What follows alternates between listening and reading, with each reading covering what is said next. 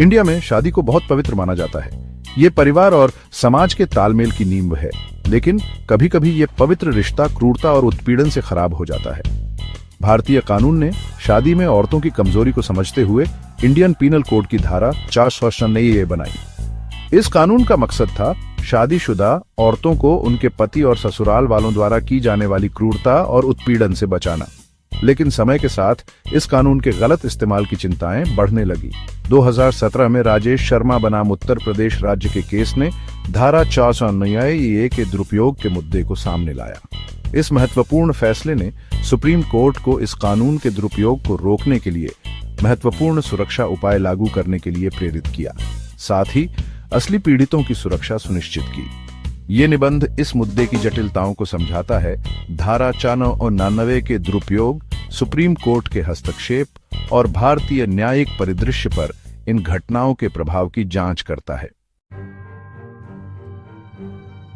1983 में बनाई गई इंडियन पीनल कोड की धारा 496 से शादीशुदा औरतों को उनके पति और उनके परिवारों के हाथों होने वाली क्रूरता से बचाने के लिए एक ढाल के रूप में बनाई गई थी।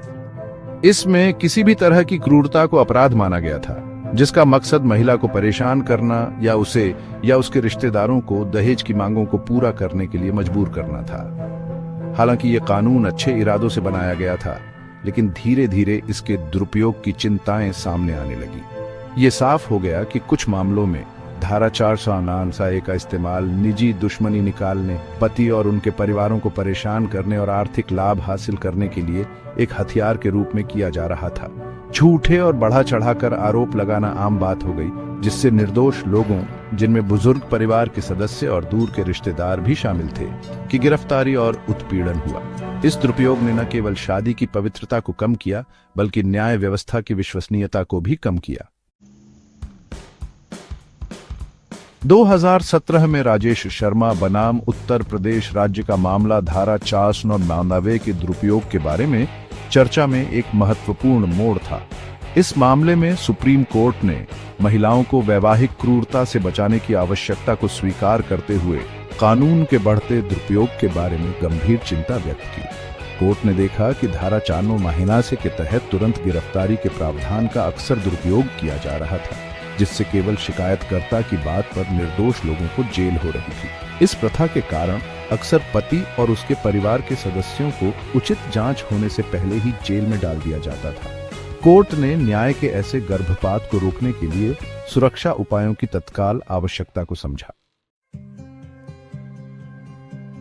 राजेश शर्मा मामले में एक ऐतिहासिक फैसले में सुप्रीम कोर्ट ने वैवाहिक क्रूरता के असली पीड़ितों की सुरक्षा सुनिश्चित करते हुए धारा 496A के दुरुपयोग को रोकने के लिए सक्रिय कदम उठाए। कोर्ट ने महिलाओं की सुरक्षा और कानून के दुरुपयोग को रोकने के बीच संतुलन बनाने के उद्देश्य से दिशा निर्देश जारी किए। कोर्ट द्वारा पेश किए गए प्रमुख सुरक्षा उपायों में से एक था परिवार कल्याण समितियों का गठन। विभिन्न क्षेत्रों के अनुभवी लोगों वाली इन समितियों को धारा 496 के तहत दायर शिकायतों की जांच करके फर्जी और निराधार आरोपों को छानने का काम सौंपा गया था। कोर्ट ने जोर देकर कहा कि केवल FIR के आधार पर गिरफ्तारी नहीं की जानी चाहिए और किसी भी कठोर कार्रवाई से पहले पूरी जांच होनी चाहिए। भाग 5 परिवार कल्याण समितियां जांच के लिए एक तरीका। सुप्रीम कोर्ट ने परिवार कल्याण समितियों को यह सुनिश्चित करने के लिए एक आवश्यक तंत्र के रूप में देखा कि धारा 499A के तहत दायर शिकायतें वास्तविक हैं और गलत इरादों से प्रेरित नहीं है। पारिवारिक मामलों में अनुभव रखने वाले सामाजिक रूप से जिम्मेदार व्यक्तियों से बनी इन समितियों को शिकायतों की प्रारंभिक जांच करने का काम सौंपा गया था। उनकी भूमिका आरोपों की जांच करना, शामिल पक्षों से बातचीत करना और एक निश्चित समय सीमा के भीतर अदालत को रिपोर्ट देना था। कोर्ट ने निर्देश दिया कि निष्पक्षता सुनिश्चित करने के लिए समितियों में दोनों पक्षों के प्रतिनिधि शामिल होने चाहिए। इस उपाय का उद्देश्य यह सुनिश्चित करके कानून के दुरुपयोग को रोकना था कि केवल विश्वसनीय मामले ही मुकदमे के चरण तक आगे बढ़ें। भाग 6 अनिवार्य व्यक्तिगत उपस्थिति से छूट। राजेश शर्मा मामले से पहले कानून में धारा 499A के तहत दायर मामले के शुरुआती चरणों के दौरान सभी आरोपी परिवार के सदस्यों की अदालत में व्यक्तिगत उपस्थिति अनिवार्य थी।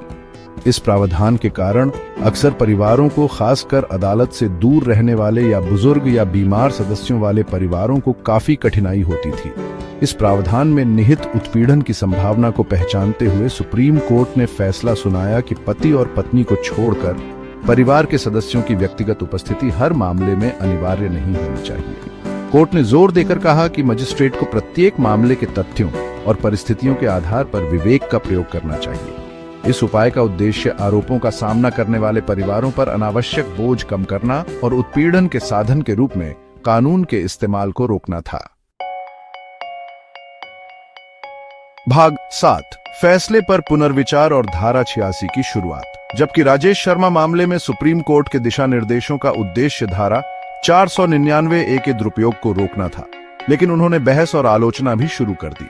कुछ लोगों ने तर्क दिया कि कोर्ट द्वारा पेश किए गए सुरक्षा उपायों ने कानून को कमजोर कर दिया और महिलाओं के लिए न्याय मांगना मुश्किल बना दिया।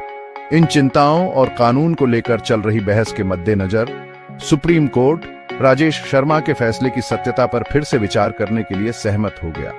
बाद में एक महत्वपूर्ण घटनाक्रम में भारतीय दंड संहिता की धारा 499A को 2023 में पेश की गई एक नई आपराधिक संहिता भारतीय न्याय संहिता की धारा 86 से बदल दिया गया। नए कानून का उद्देश्य पिछले प्रावधान के दुरुपयोग से संबंधित चिंताओं को दूर करना है, जबकि वैवाहिक संबंधों में महिलाओं को क्रूरता से बचाने का उसका सार बरकरार रखना है। भाग 8, आलोचनाएं और चिंताएं। महिलाओं की सुरक्षा और धारा 499A के दुरुपयोग को रोकने के बीच संतुलन बनाने के सुप्रीम कोर्ट के प्रयासों के बावजूद आलोचनाएं और चिंताएं बनी रहीं। कुछ लोगों ने तर्क दिया कि परिवार कल्याण समितियों की शुरुआत ने न्यायिक प्रक्रिया में नौकरशाही की एक अतिरिक्त परत जोड़ दी, जिससे न्याय मिलने में देरी हुई। दूसरों ने तर्क दिया कि परिवार के सभी आरोपी सदस्यों के लिए अनिवार्य व्यक्तिगत उपस्थिति को छोड़ने से कानून का निवारक प्रभाव कमजोर हो गया और अपराधियों का हौसला बढ़ गया। धारा 499A को लेकर बहस ने पारिवारिक मामलों के क्षेत्र में कानून बनाने की जटिलताओं और सभी पक्षों के लिए न्याय सुनिश्चित करने के लिए निरंतर समीक्षा और सुधार की आवश्यकता पर प्रकाश डाला। भाग 9, निष्कर्ष। राजेश शर्मा बनाम उत्तर प्रदेश राज्य का मामला और धारा 499A के आसपास के बाद के कानूनी घटनाक्रम उस नाजुक संतुलन को रेखांकित करते हैं जिसे महिलाओं के अधिकारों की रक्षा और प्राकृतिक न्याय के सिद्धांतों की रक्षा के बीच बनाए रखने की आवश्यकता है। सुप्रीम कोर्ट के हस्तक्षेप, जबकि कानून के दुरुपयोग को रोकने के उद्देश्य से थे, उन्होंने बहस और आलोचना भी शुरू कर दी। वैवाहिक विवादों के संदर्भ में कानून बनाने की जटिलताओं पर प्रकाश डाला।